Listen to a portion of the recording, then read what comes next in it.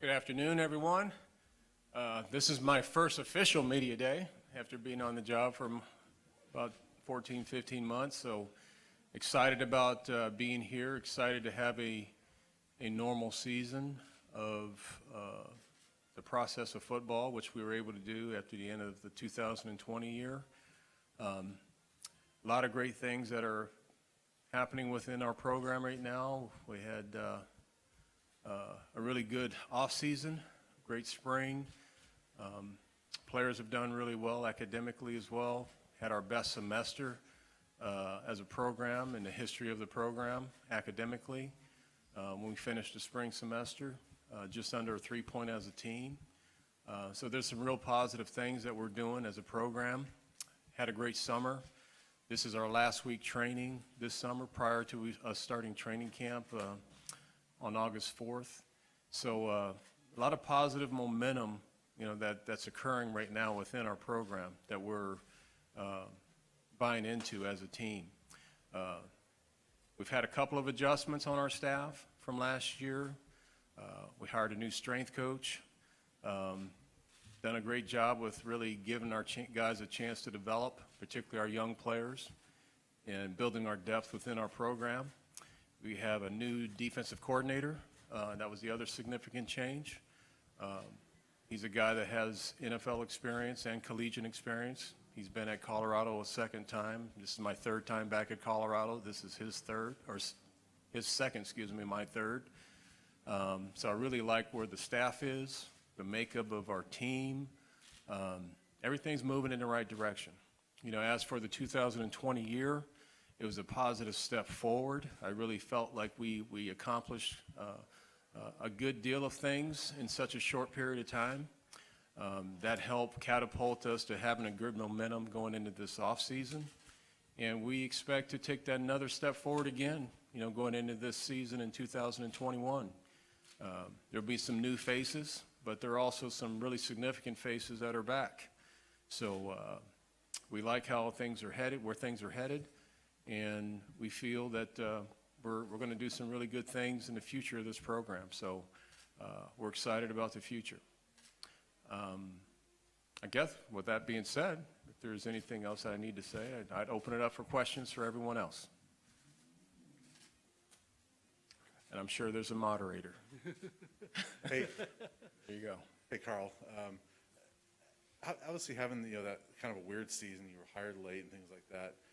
But now having a full off season, having last year, being able to assess this program, things like that. How much did that help you to be able to learn some things about this program before you made some changes this off season? I think last season, I have to really take my hat off to our players and how they responded to me.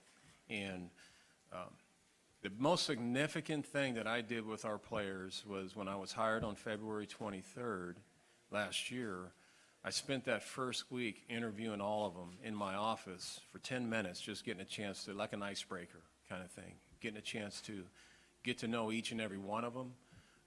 What do they like to do outside of football? Just an icebreaker discussion. Meet and greet, right, with the new head coach. So I did that individually with every one of our players.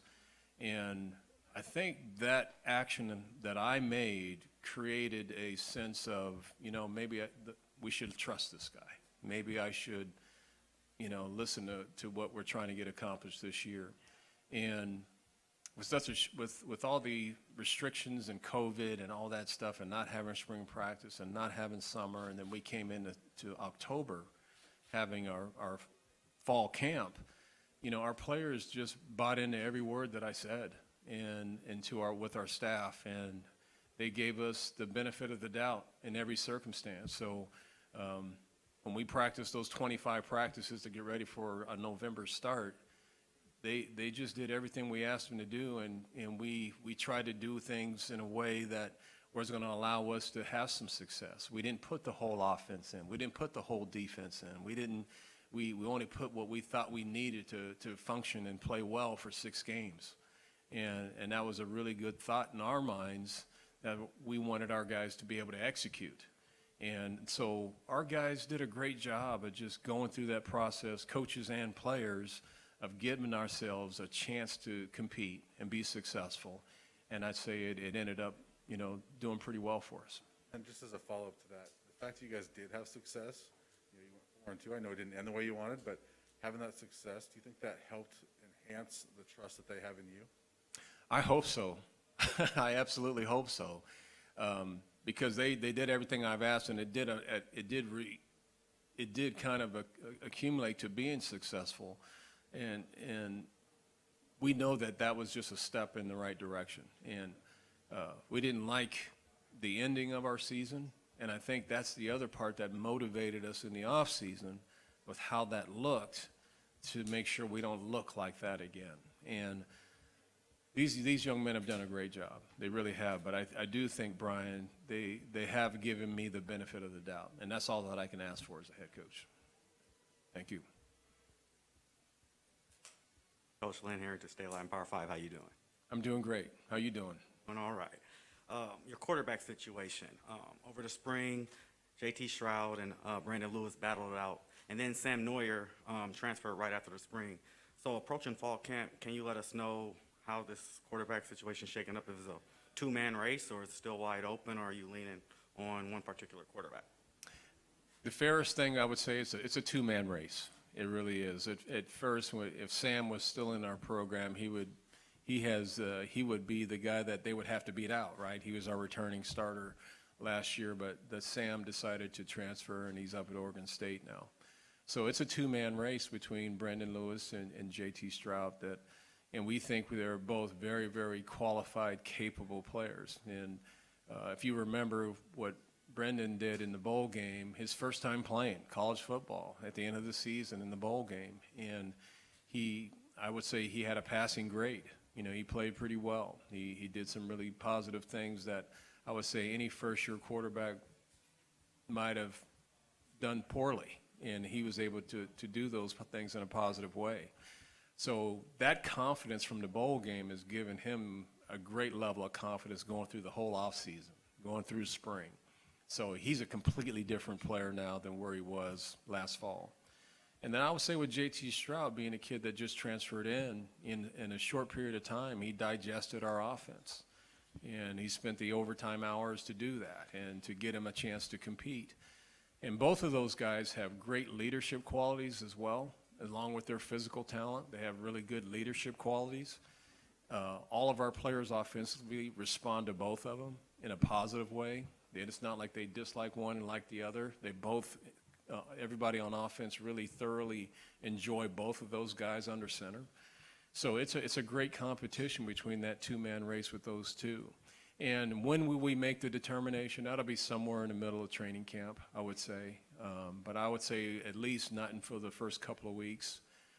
Trying to get all the information in, and it's going to be a day-by-day test, right? I mean, they're going to be assessed on everything about how they run the offense and the mistakes they make and the plays that they do make and everything like that. We're going to account for everything as we go through that process. But they know that when it's all said and done, they're both all in about helping us be a factor in winning this season. Thanks, Coach. Thank you. Hey, Coach. Tony Syracuse from Last Word on College Football. When I saw you Friday at Coach Donahue's memorial service, I told you we would want to talk about Nate Landman. So how is Nate's health? What are the expectations for him? Is he at full speed yet? What does he mean to the defense overall? Nate, his health report at this time, he's close to 100%. We do anticipate him being 100% by somewhere in the middle of training camp. He is way ahead of schedule. If you know Nate Landman in terms of how he plays, he presses the envelope on everything he does. He doesn't do anything half speed or half tilt or half ass, excuse me for saying that word. He's going to go all out. And so he's going to be ready to play. There's no question in my mind. And if you ask him that today, he's on the other side of the room, he'll tell you that. And he's a great leader for us. He's a catalyst. He's a guy that leads by not only what he says, but also what he does. You wish you had 120 Nate Landmans on your team to have that mentality.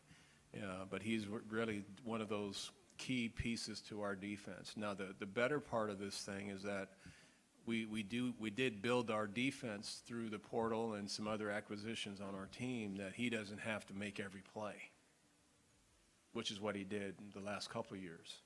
And it's going to be good to have other players around him that are really good players, that he can just do his job and allow for those others to do theirs. So it's a good thing, but he's definitely our best leader. Thank you. So, Coach, you're a former player, former coach in the Pac, and how much has the Pac-12 changed since you were a player and a coach? Quite a bit. First of all, you know, I was in the Pac-10 the last time I was in this conference, and with both Utah and Colorado weren't members. I would say the most significant thing that I've seen that's changed is really social media. You know, I didn't know I was gone really relatively that long, but 12 years in the NFL and then coming back, a lot has changed. You know, the exposure that players have, the exposures that coaches have, the information that they can get at a moment's notice. You know, recruiting's different now because recruiting's nationwide now. It used to be regional recruiting where you kind of recruited in your footprint, but because of, you know, the exposures and the media and everything that they have within their fingertips, they can know about any program across the country. You know, you're noticing that you're getting players, or you're having players that are on the West Coast go all the way east to go to school, or go down to Southeast to go to school. And it used to be everybody stayed within their region. That's because they're finding out more about other programs in a more intimate level than it's been in the past. So they have a lot of resources at their fingertips, basically. Okay, and so those are the things that I would say are different now than what it was last time I was in the conference. And it's not necessarily meant for it to be a negative, but it's just the sign of the times. You know, that's just where things are, and you know, recruiting's it's an all day, every day process now, and that's something you have to embrace. You know, as you go through this process and really enjoy it. And I'm a people person, very on an intimate level, and I've really enjoyed that process of being back in college and understanding the recruitment side of it and getting to know the families and things like that. So, but the change, there's been significant change in answering your question as to when I was here last. Thanks, Coach. Thank you. So just a real quick question on your receivers. Most of them, Dimitri's played a lot, but a lot of them have just given us kind of small sample sizes of their talent. How good is that group overall? That group has skill. The receiver group has skill. We're continually, we have to refine that skill where the talent's consistent. That's the way I would say it. Now, you know, I'm a hard-ass receiver coach, though, right? I've done that most of my career. There's definitely some really good talent in that group. It's young, but it's young. And that's the part that they have to grow and have a level of consistency that needs to be better than where it is. Hi, Coach. Ron Milhorn with Colorado West Broadcasting. Okay. I know you've probably been peppered with this question all day about name, image, likeness. Two-part question. Has it tarnished the image, the allure of amateur sports and college football? Number two, doesn't it still come down to selling mom and dad on education and when you're recruiting a kid and opportunities? Yeah, there's a couple of different branches in that question. The name, image, and likeness, I think it's, from my standpoint, it's positive. It's a positive thing. Just like how football has evolved into this machine with, you know, we have networks for all these conferences, right? A lot of money, a lot of earning power that these universities have. So a lot of those dynamics are different 20 years ago than what they are now. And so I think we have to kind of embrace that sign of the times with our student athletes. And so I am embracing it. I think that's a good thing. I really do. It does come down to, still you have to sell your school, and what are the things that allow for Colorado to be a competitive program and a competitive university. So you still have to do those things. But I would tell you this, though, just like I said, what's changed from when it was the Pac-10 to now the Pac-12 and all those things with social media. The other thing that's changed is the fact that that's a big part of it still, too. The exposure that a player and his family will have if he goes from University A or University B. That's now going to be an extra layer of information, due to this new thing that's been amended. That's in our likeness now. It's going to be another layer of information that is going to be considered for that process. So it's not just mom, dad, like the school and things like that. It might come to, this is what this school has done for certain players versus what this school has done for certain players. Just another layer, Now, we have to embrace that and move forward with it and do it in a productive way. But if we don't think that way as coaches, then we're going to be left behind. We're going to have to be progressive on allowing these things to be positive impact for our student athletes and also utilizing that to help us in a recruiting fashion. Yep. Hey, Coach Owen Kaminsky, you write for Cal. Tell us about your thoughts about Cal, both when you were a coach at UCLA and looking forward to this season's game, especially since one of the coaches you went up against when you were at UCLA, Justin Wilcox, is now your counterpart at Berkeley. It's funny, in our coaching profession, we know all of us, we kind of are a fraternity, and we've either coached with each other or coached against each other or played with each, what I mean? It's all those things. So, and knowing Justin and what he's done as a player and as a coach, he's been tremendous in his career. And the great thing about our conference is that it's a very competitive conference. It really is. It's different where each and every week you have to be ready to play. You have to. And if you're not, you're going to get beat. And that's what I liked about the conference, even back when I was at UCLA and now at Colorado, is that there is that parity in the conference. Anyone can beat you in this conference if you're not ready to play. And that's the best thing that I do draw from is that it's really competitive. There's really great coaching. There's great players. There's great marquee players that are, great standouts for this conference. So there's a lot of really positive things about being back and going against some of the colleagues that I've coached with or coached against and things like that. So we look forward to our season. We play 9 games of our 12, our conference members, and we know that that's not an easy draw, for any of us, playing 9 conference teams in your schedule, because we know that very fact that anybody can beat you in a given week. So it's a good conference, and we expect it to be even better with our leadership that's been established with George, and so we feel very upbeat about where we're headed. Thank you. Hi, Karl. Nick Selby with Sports Illustrated. In meeting with the commissioner, is there anything that he said specifically that kind of resonated with you the most, or had you most excited about the future of the league? The thing that resonates with me that he said that I really liked is that he said, what, we're going to make this a championship program or conference, and that's what I want to hear. I want that expectation from our leader to tell us that this is all about winning championships. And those are the things that I think all of us as coaches, and if we have a commissioner who feels that way too.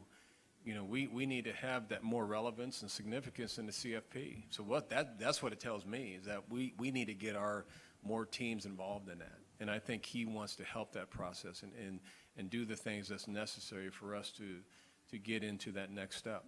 So we're very encouraged with what he's told. That was a good pep talk that he gave us yesterday. So we're very encouraged with the direction where we're headed.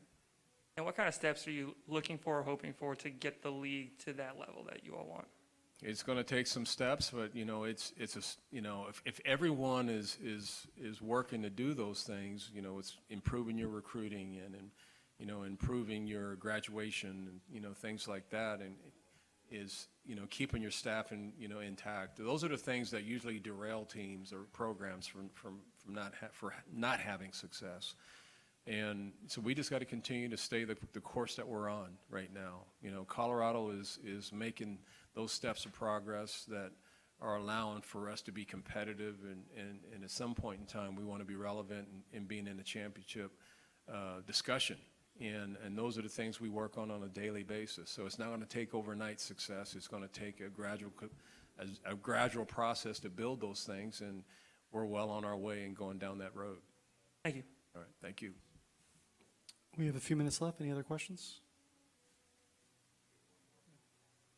Talk more about Shannon Turley and what difference he's made for you guys already. Yeah, Shannon, and I mentioned to you guys earlier that that's one of the changes I made going after the 2020 season. I hired Shannon Turley, and who has a great reputation of developing players. And that's where Colorado is right now, is about developing our players. And so we feel like we have the right person in that respect that's doing that. I think our players, he's instantly has credibility with our players, and I can see the results in our players already in watching them train and where they look like physically. So there's a lot of respect that Shannon has done in such a short period of time, because I hired him in February, but now it's mid-July or end of July that the team really believes in everything that he's been teaching them, and from a development standpoint. So it's been a real positive to have him on board and leading that area, because our team is gaining confidence, knowing that they're physically better than what they were a year ago. Thank you.